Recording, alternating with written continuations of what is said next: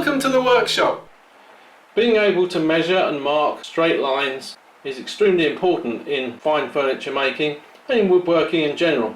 One of the keys to that is having a nice straight edge. Precision straight edges, like this one made by Veritas, are ground over a length here of 24 inches to less than 1/1000th of an inch error along the entire length.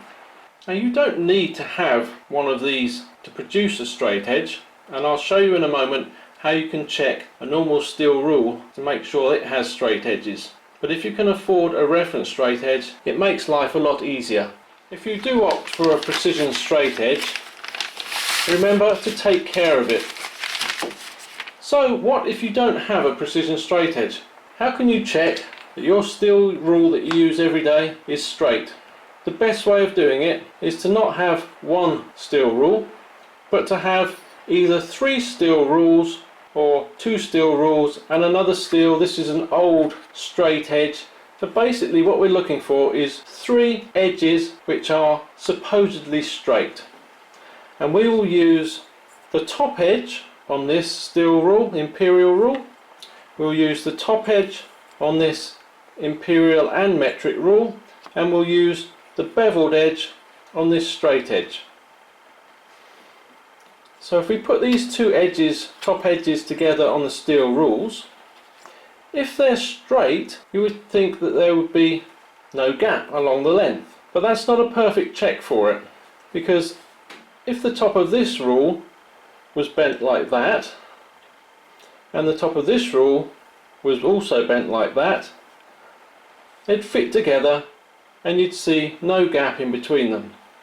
However, if the top of this straight edge fits nicely to this steel rule, and it also fits nicely to this steel rule, then our little hypothesis that this rule could be that shape and this rule could be that shape is disproved.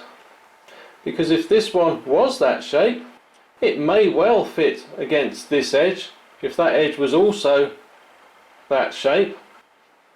But if we then put these 2 edges together, we'd have an edge that was this shape on the straight edge and an edge that was that shape on this rule. We'd see a gap in the middle. Now, by repeatedly checking these 3 edges together and wearing away any of the high spots with a file or abrasive paper, we can gradually perfect 3 perfectly straight edges.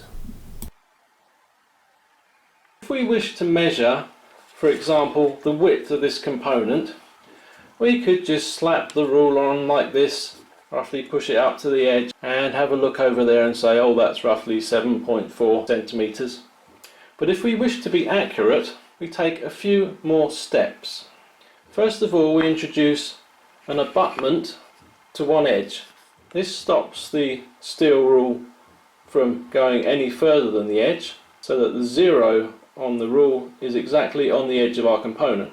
It also makes sure that our ruler is perpendicular to the edge, which will make a difference to our reading. Our ruler has a certain thickness to it, so we're still not putting the measuring divisions up against the component we're measuring. So in fact, we still get errors. So what we should do is hold our ruler up vertically. Then the graduations are touching the component we're measuring. We place our abutment as before. To maintain perpendicular to the other side, we'll use an engineer's square, and then once we've got this set up, we can measure off precisely the width of our component. And I hope you can see that this provides a much more accurate way of measuring.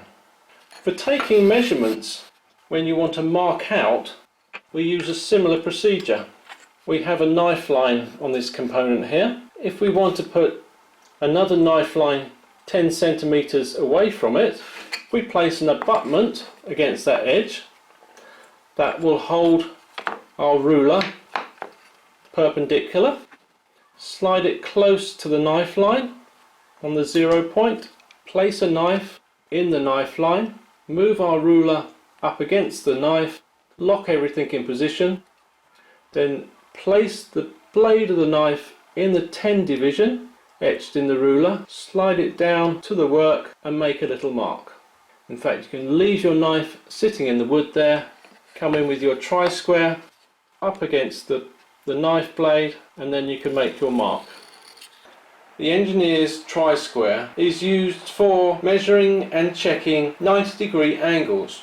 It consists of a solid stock which is parallel, squared all round, and a steel blade, again which is parallel and squared round.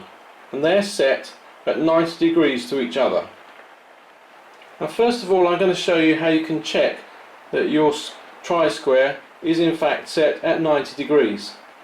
You will need a board which has a straight edge on it. I've checked the rear edge of this board with a straight edge and it is perfectly straight.